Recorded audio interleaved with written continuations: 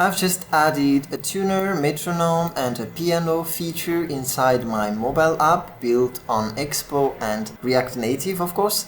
I want to show you how I did that. So for the tuner, I've used this React Native Pitchy library, which already has the algorithm to check the frequency of the audio that's been recorded.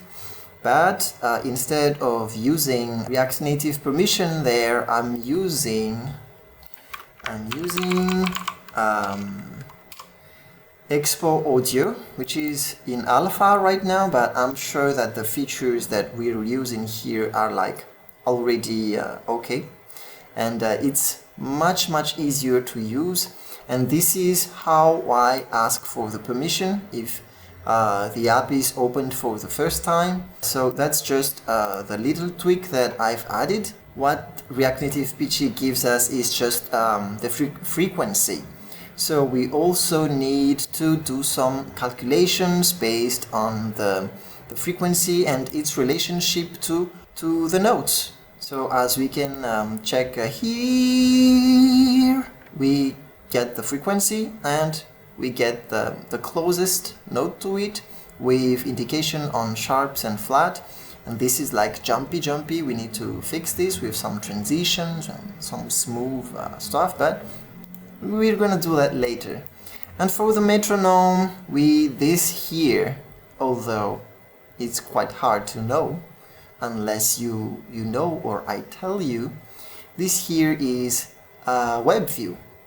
And the reason why I used a web view for the metronome is because the JS thread of React Native is quite busy. So you can't get the consistency of the metronome as much as you want. So that's why we have a web view. So we have another JS thread inside the web view, which is a much more consistent. So that's why we have this here. So this on the screen doesn't make any sound because it's displayed there, but here, let me play this on my iPhone. And now we have a consistent metronome. Great, right? Awesome. And it's the same for this piano. But there's a very interesting thing. Okay, so these are all web views, but they load instantly because this is using Expo DOM. In case you don't know yet, you can use web components inside Expo apps and make them use DOM. Like, why don't I just show you? Like in here, you just need to put use DOM up here, and all this is a web page, but this is a React component web page. What that means is that we can receive props from the outside, we can interact with the native app, while also getting the full potential of the web view. And what we have here with the piano and the metronome is that I'm not importing any MP3 audio here or any audio.